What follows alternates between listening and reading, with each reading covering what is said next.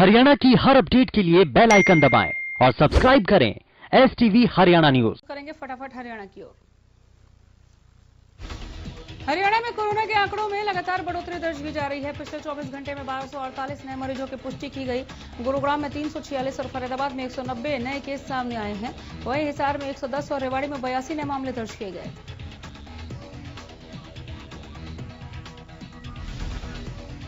प्रदेश में 24 घंटे में 13 मरीजों की मौत हो चुकी है। अब तक कुल 1750 कोरोना मरीजों की मौत का आंकड़ा सामने आया है। वहीं एक दिन में 937 मरीजों ने कोरोना को मात दी।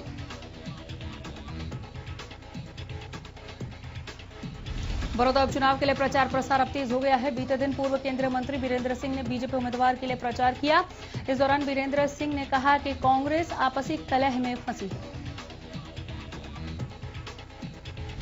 5 नवंबर से शुरू होने वाले विधानसभा के सत्र की तैयारियां जारी हैं। सत्र से पहले विधायकों और कर्मचारियों का कोरोना टेस्ट कराया जाएगा। विधानसभा अध्यक्ष ज्ञानचंद गुप्ता ने जानकारी दी। कृषि कानूनों को लेकर चल रहा विवाद कम होने का नाम नहीं ले रहा। इस बीच राहुल गांधी के पीएम मोदी पर दिए बयान पर प्रदेश के गृह मंत्री अनिल विज ने राहुल पर निशाना साधा है। विज ने कहा कि मोदी जनता के नेता हैं और राहुल महलों के नेता हैं। विज ने आगे कहा कि उन्होंने अपनी जिंदगी देश की हालत खराब करने में लगाई है। ये कभी चाइना तो कभी पाकिस्तान के प्रवक्ता बन जाते हैं। सरकार के 1 साल के कार्यकाल पूरा होने पर विज ने कहा कि सरकार का 1 साल का कार्यकाल चुनौतियों और कठिनाइयों से भरा रहा।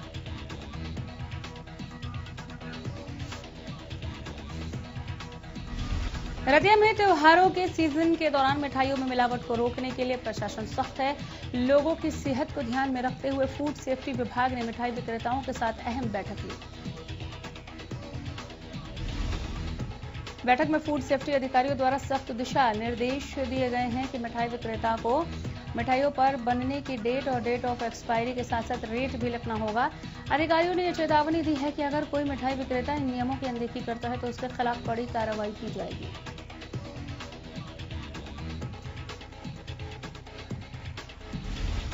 कोरोना संकट के बीच एक बार फिर जीवन पटरी पर लौट हुआ है। हरियाणा बोर्ड की ओर से 10वीं और 12वीं की कंपार्टमेंट के छात्रों की परीक्षा आयोजित की गई। इस बीच सोशल डिस्टेंसिंग के साथ साथ बाकी गाइडलाइन का भी पालन किया गया। हरियाणा शिक्षा बोर्ड के नोडल अधिकारी जगदीश ने बताया कि करनाल जिले में सप्लीमेंट्री परीक्षा के लिए 10वीं कक्षा के 16 केंद्र बने थे और 12वीं कक्षा के लिए 13 परीक्षा केंद्र बनाए गए। वहीं छात्रों का कहना है कि इस बार उनकी परीक्षाओं को लेकर कोई खास तैयारी नहीं है, क्योंकि स्कूल लगातार बंद थे और अध्यापकों से कुछ खास संपर्क नहीं हो पाया। सीएम मनोहर लाल ने मंगलवार को हिसार से वीडियो कॉन्फ्रेंसिंग के माध्यम से धर्मनगरी कुरुक्षेत्र का 62 करोड़ रुपए के विकास कार्यों की सौगात देते हुए 5 परियोजनाओं का लोकार्पण और 1 परियोजना का शिलान्यास किया, जिसके लिए सांसद नायब सिंह सैनी ने सीएम का आभार जताया। सांसद नायब सैनी ने मीडिया से बातचीत में कहा कि बीजेपी सरकार की सोच है कि विकास की गति को आगे बढ़ाया जाए और लोगों को जिन चीजों की जरूरत है उन्हें उपलब्ध कराया जाए।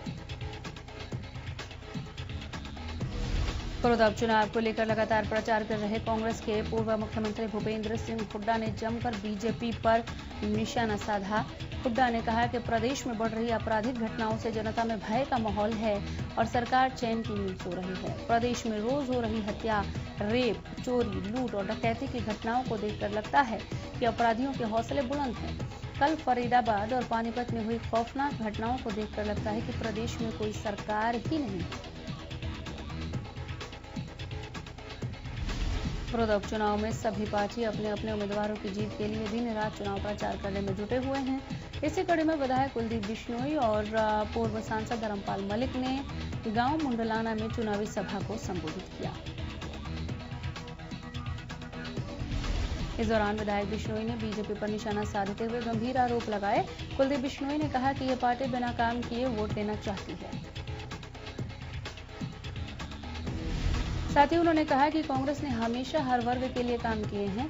मौजूदा सरकार को किसान और मजदूर विरोधी सरकार बताते हुए उन्होंने बड़ौदा उपचुनाव में कांग्रेस उम्मीदवार के पक्ष में वोट अपील की।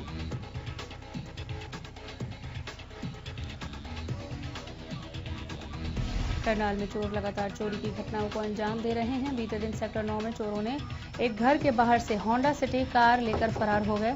चोरी की पूरी वारदात सीसीटीवी कैमरे में कैद हो गई। सीसीटीवी में कैद चोर सबसे पहले कार का लॉक तोड़ते हैं, उसके बाद एक चोर गाड़ी के अंदर बैठता है और गाड़ी को सीधा करता है। इस दौरान दूसरा चोर उसकी मदद करता है। चोर जब कार को सीधा करते हैं उसके बाद अपनी कार से उसे टो कर फरार हो जाते हैं। फिलहाल पुलिस ने मामला दर्ज कर जांच शुरू कर दी है।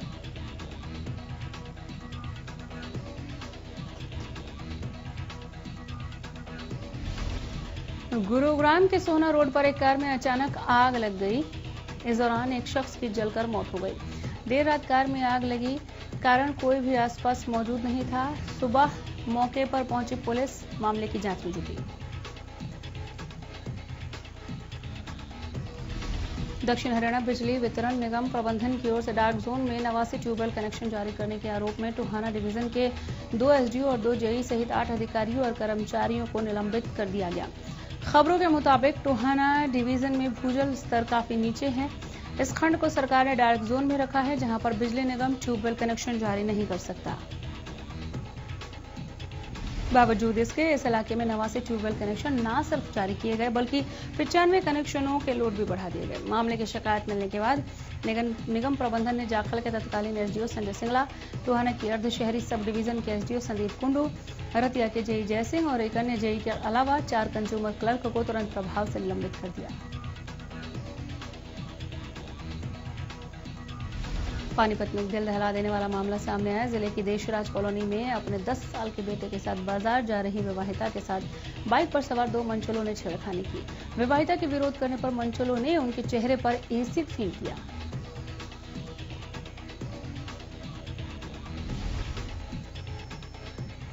एसिड गिरते ही महिला गंभीर रूप से घायल हो गई और जमीन पर गिर पड़ी। एसिड अटैक करने वाले मनचले घटना को अंजाम देने के बाद फरार हो गए। महिला पर एसिड फेंकने की सूचना आसपास के एरिया में सनसनी की तरह फैली। पूरी वारदात वहां लगे सीसीटीवी कैमरे में कैद हो गई।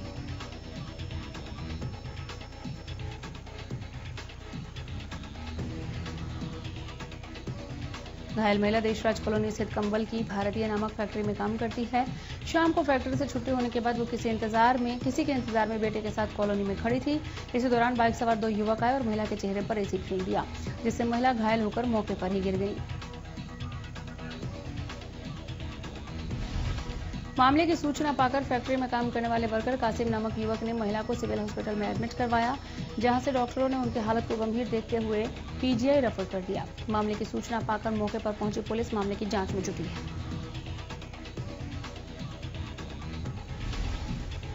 कृषि कानूनों के खिलाफ किसानों का हल्ला बोल जारी है, जिसे लेकर मंगलवार को सिरसा में किसानों ने बीजेपी सांसद सुनीता दुग्गल को काले झंडे दिखाकर सरकार के खिलाफ जमकर नारेबाजी की। दरअसल सांसद सुनीता दुग्गल करोड़ों रुपए की परियोजनाओं का उद्घाटन और शिलान्यास करने सिरसा पहुंची थी, जहां लघु सचिवालय में सरल केंद्र में कार्यक्रम का आयोजन किया गया था। लेकिन सिरसा पहुंचते ही सांसदों को किसानों के रोष का सामना करना पड़ा।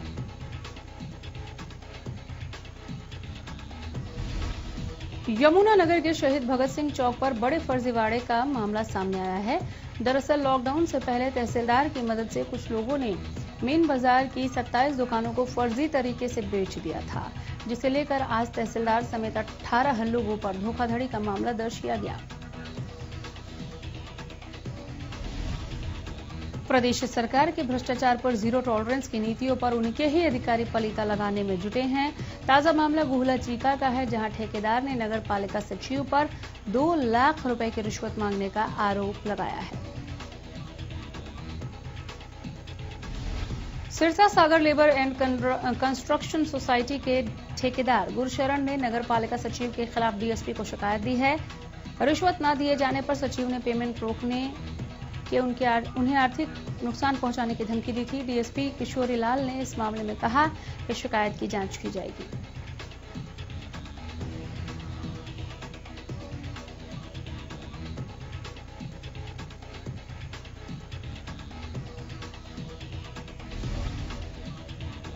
अंबाला कैंट से साहा तक 4 लाइन बनाने का काम चल रहा है, जिसे लेकर पुलिया फिर से बनाई जा रही है, जिसके चलते नाले के पानी को रोक दिया गया, जिसके कारण नाले का पानी ओवरफ्लो होने से साथ ही में बनी क्रिश्चियन कब्रिस्तान में जमा हो गया, जिसके कारण शव को दफनाने आने वाले लोगों को भारी परेशानियों का सामना करना पड़ रहा है।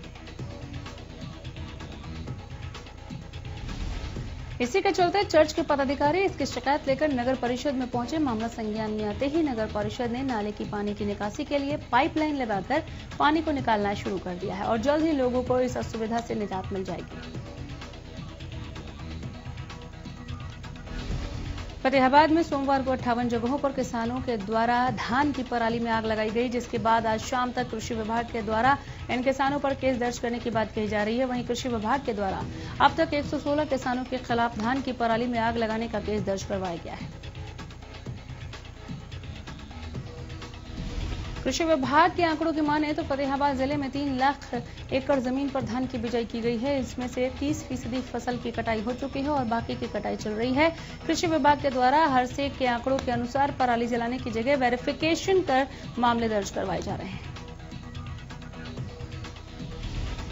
उधर रादौर में चोरों के हौसले बुलंद है। देर रात चोरों ने पावर हाउस के पास स्थित एक आयरन स्टोर की दुकान पर चोरी की घटना को अंजाम दिया। चोर 1.5 लाख की कीमत की फाइबर सीट सहित पिकअप चोरी कर फरार हो गए। बालाजी आयरन स्टोर के मालिक साहिल रहेजा ने बताया कि चोरी की इस घटना से उन्हें करीब 5 से 6 लाख रुपए का नुकसान हुआ है।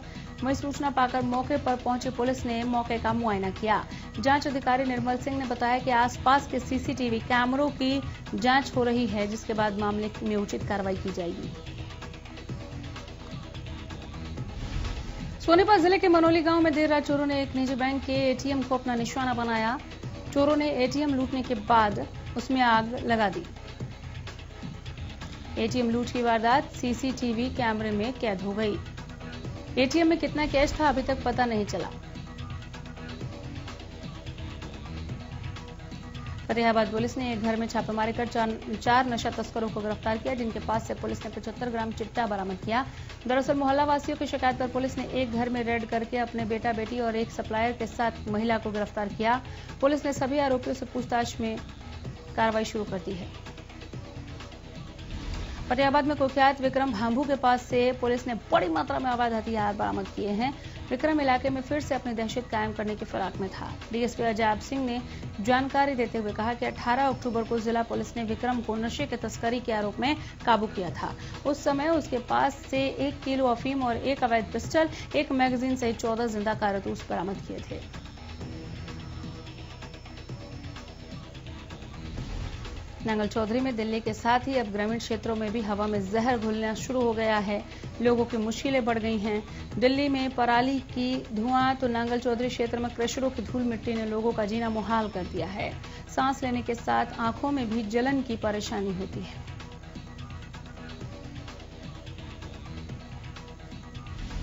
भिवानी में मंगलवार को सर्व कर्मचारी संघ के बैनर तले कार्यक्रम आयोजित किया गया। इस दौरान कर्मचारी नेताओं ने कहा कि सरकार चुनाव से पहले नौकरियां देने का वादा करती थी, लेकिन अब निजीकरण की ओर अपनी कदम बढ़ा रही है। सरकार की इसी कर्मचारी विरोधी नीतियों के विरोध में 26 नवंबर देशव्यापी आंदोलन सर्व कर्मचारी संघ सरकार के विरोध में आंदोलन करेगा। उन्होंने कहा कि सरकार की गलत नीतियों का जनता बड़ौदा उपचुनाव में जवाब देगी। यमुनानगर में नशे में चूर जेजेपी जिला अध्यक्ष अर्जुन सिंह के बेटे भूपेंद्र सिंह की दबंगई सामने आई है। शराब के नशे में धुत भूपेंद्र सिंह ने बुढ़िया थाना एसएचओ पर पिस्तौल तानकर धमकी दी। पूरे मामले का वीडियो वायरल हो रहा है। दरअसल बुढ़िया थाना पुलिस चेकिंग कर रही थी। इस दौरान एक ट्रैक्टर ट्रॉली को पुलिस ने रुकवाया और इसी दौरान जेजेपी जिला अध्यक्ष का बेटा भूपेंद्र सिंह मौके पर पहुंचा और उसने पुलिस पर पिस्तौल तान दी, जिसके बाद पुलिस ने सख्ती दिखाते हुए भूपेंद्र से पिस्तौल छीन ली। वायरल वीडियो में भूपेंद्र शराब के नशे में अभद्र भाषा का इस्तेमाल करता भी दिख रहा है। पूरे मामले को लेकर बेटे की करतूत को लेकर जब जेजेपी जिला अध्यक्ष अर्जुन सिंह से बातचीत की गई तो उनका कहना था कि बेटे ने परिस्थितियों को देखते हुए पिस्टल निकाला था, जो कि लाइसेंसी है। पलवल में मंदी के दौरान दुकानदारों के पास बैठकर अफसर बनकर एक टीम द्वारा हजारों रुपए की उगाही करने वाले 4 लोगों को गिरफ्तार किया गया। आरोपियों ने 2 दुकानदारों को चालान का डर दिखाकर 8,000 रुपए ऐंठे थे। पुलिस ने पीड़ित दुकानदार की शिकायत पर आरोपियों के खिलाफ मामला दर्ज कर लिया है। पूरे मामले को लेकर दुकानदार शिव शंकर और प्रवीण ने बताया कि 26 अक्टूबर की दोपहर 4 व्यक्ति दुकान पर आए। अपने आप को फूड सप्लाई विभाग का बताया। इस दौरान वो खाद्य पदार्थों का सैंपल भरने लगे और चालान की बात कहकर हजारों रुपए उगाही करने लगे। मामले की जानकारी विधायक दीपक मंगला को दी और पुलिस अधीक्षक दीपक गहलावत के संज्ञान में मामला लाया गया, जिसके बाद आरोपियों को काबू कर लिया गया। गुरुग्राम नगर निगम ने अतिक्रमण फैलाने वाले लोगों के लिए विशेष अभियान चलाया है, जिसमें 6 टीमें गठित कर दी गई हैं, जो समय समय पर गुरुग्राम में अतिक्रमण करने वालों के खिलाफ कार्रवाई करेगी। दिवाली सीजन में गुरुग्राम में जो भी अतिक्रमण करेगा उसका सामान तो जब्त किया ही जाएगा। इसके अलावा उनके खिलाफ FIR दर्ज करने की भी आदेश दिए जाएंगे।